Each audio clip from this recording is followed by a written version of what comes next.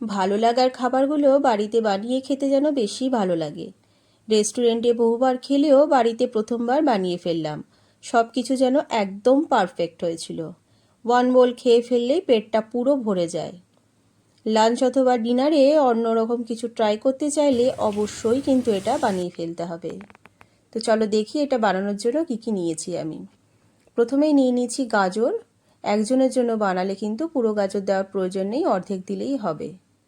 তো আমি অর্ধেক গাজর নিয়ে নিয়েছি, সেটাকে এভাবে রিং রিং করে কেটে নেব।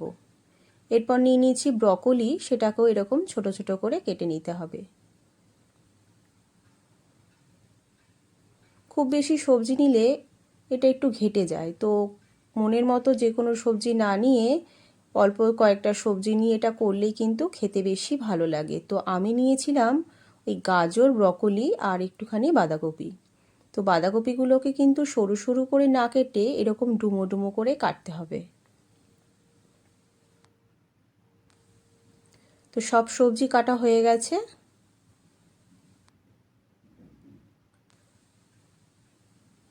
এর থেকে বেশি সবজি আমি নিইনি, বাট সেটা খেতে খুব একটা ভালোও লাগবে না, কারণ এটাতে চিকেনও থাকবে আর লাগবে একটা পেঁয়াজ। সেই পেঁয়াজটাকেও ওই বাঁধাকপির মতোই কিন্তু ডুমো ডুমো করে কেটে নিতে হবে।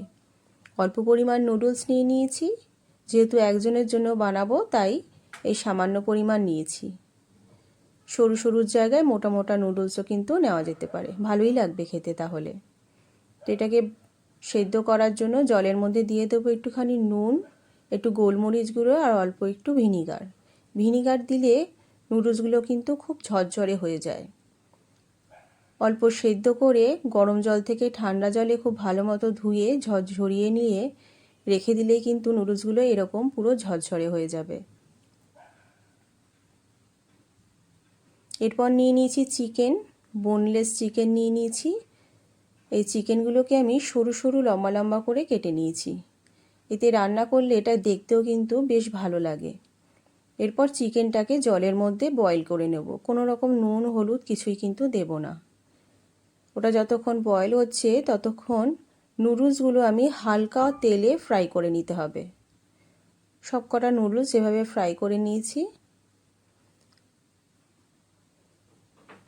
আর ওদিকে চিকেনটাও প্রায় সেদ্ধ হয়ে গেছে। চিকেনের স্টকটা লাগবে, তাই চিকেনগুলোকে জল থেকে আলাদা করে সাইডে রেখে দেব।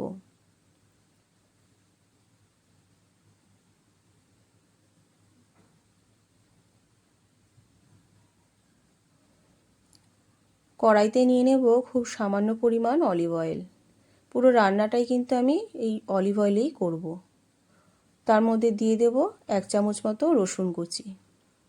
রসুনগুলো থেকে একটু ফ্লেভার বাড়তে শুরু করলে এর মধ্যে দিয়ে দেব চিকেনের টুকরোগুলো। দুটো নিয়ে খুব ভালো মতো কিন্তু নাড়াচাড়া করে এরপর রিং রিং করে কাটা গাজরগুলো দিয়ে দেব। কোনো সবজিই কিন্তু আমি আগে থেকে সেদ্ধ করিনি, তাই সব কটা সবজি দিয়ে দেবো শুধুমাত্র ব্রকলি বাদে, কারণ ব্রকলিটা কিন্তু খুব নরম হয়, তাই আগে থেকে করলে এটা একদমই গুঁড়ো গুঁড়ো হয়ে যাবে। তাই বাঁধাকপি আর গাজরটা দিয়ে খুব ভালো মতো এটা নেড়ে নিতে হবে, কারণ এগুলো হালকা সেদ্ধ হতে সময় লাগে। সব কিছু খুব ভালো মতো নেড়ে নিয়ে একটুখানি নুন দেব আর দিয়ে দেব পেঁয়াজগুলো।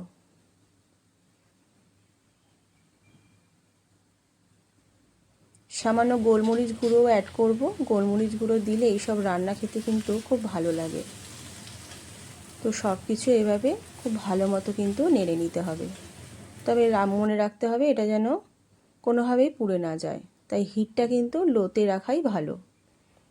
নামানোর কিছু আগে ব্রকলিগুলো দিয়ে খুব ভালো মতো নেড়ে চিকেন স্টকটা এটার মধ্যে পুরোটা ঢেলে দেব। আলাদা করে আর কোনো জল আমি অ্যাড করব না। এরপর স্টকটা চিকেন আর সবজির সাথে খুব ভালো মতো জাল ওঠার জন্য রেখে দিতে হবে। খুব ভালো মতো স্টকটা জাল উঠে গেলে সামান্য গোলমরিচ গুঁড়ো আর দিয়ে দেব অল্প পরিমাণ সয়া সস। ব্যাস, তাহলে কিন্তু গ্রেভিটা মোটামুটি রেডি হয়ে গেছে। এরপর সামান্য একটুখানি কর্নফ্লাওয়ারের মধ্যে জল গুলে এরভাবে 1 চামচ করে দিয়ে দেব। ওই 1 থেকে 2 চামচ দিলেই কিন্তু মোটামুটি রেডি। পুরো রান্নাটা আমার রেডি হয়ে গেছে। এরপর আমি এটাকে সার্ভ করব। তো একটা বোলের মধ্যে প্রথমেই নিয়ে নেব নুডলসগুলো, তার উপর এরকম চিকেন স্টুটা আর সবজি টবজি দিয়ে পুরোপুরি ঢেলে দিলেই ডিশটা আমার টোটালি রেডি হয়ে যাবে। এইসব রান্না অবশ্যই কিন্তু গরম গরম খেতে হবে, কারণ ঠান্ডা হয়ে গেলে এগুলো খেতে একদমই ভালো লাগে না। রেসিপিটা আপনাদের কেমন লাগলো অবশ্যই